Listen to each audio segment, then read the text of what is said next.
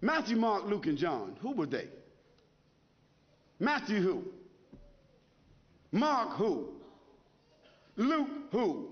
And John who? What were their last names? When did they write? Did they know Jesus Christ? Did they walk with Jesus Christ? Did they eat with Jesus Christ? Did they talk with Jesus Christ? Did they even meet Jesus Christ? The answer is no, no, no, no. Conclusively. The earliest of them that wrote 40 years after Jesus Christ, so they never met him. The last of them wrote 80 years after Jesus Christ, never met him. The other thing is, all of them seem to have written the gospel according to.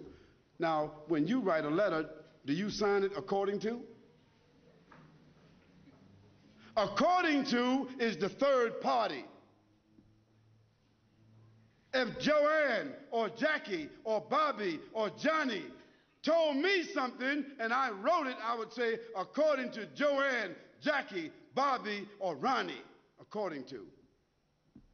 But those four people would not write a letter and in front of it say Jackie according to Jackie and not even write her last name. Because if Jackie wrote me a check and only said Jackie, I couldn't cash it. And if I was a policeman and I stopped Jackie on the road and she had a license that only said Jackie, she's going to jail.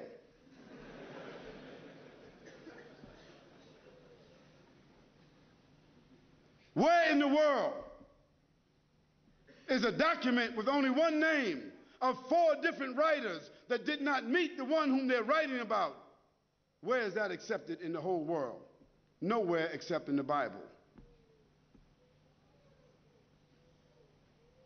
And the church fathers and the church writers and the Christian historians, they all agree that perhaps those four writers themselves were only pen names. Because a writer would not write his first name according to. And there's a great amount of suspicion that the man called Paul, Saul of Tarsus, that because he wrote all the books from Acts all the way to the end of the New Testament, how many books is that? How many? 16, 15, 17, 19? All the books of Acts on, Colossians, Ephesians, Corinthians, Romans, Galatians, all of those books are written by whom? Paul, Saul of Tarsus, another man who never walked, who never talked, who never met, who never ate, who never prayed, who never knew Jesus Christ. Isn't that something? Now here we find four writers and another one between them that wrote all the New Testament books that never talked, never walked, never ate, never prayed, never met the man called Jesus Christ. Yet in their words, the first mentioning of the Trinity came from where? From Jesus or from them? The first mentioning of Jesus being divine, a man God, came from whom? From them. The first mentioning that Jesus is the Son of God came from whom? From them. Jesus never said in his own words any such words, but it was the men who never met him, who claimed to have written, who didn't know their last names. And Paul, by the way, before he had that vision on the road to Damascus that only he saw and only he heard, guess what his occupation was? Do you know? He was a bounty hunter, a hunter of Christians, hunting them down like animals, binding them and bringing them to where?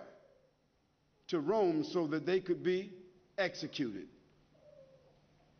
Now, if Hitler, after killing thousands of Jews, said that on the road to Berlin, he had a vision that he was named an apostle to the Jews, and he wrote 20 books that all the Jews are supposed to follow, do you think they would be following that book? I don't understand how people just don't read history. This is not what Khalid said, so don't get angry with me. This is your own scripture, your own Bible scholars, the own church fathers. All of them agree that Paul never met Jesus, that Matthew, Mark, Luke, and John never met Jesus. By the way, they were not disciples. Nor were they walkers and talkers of the disciples. They were just writers and historians.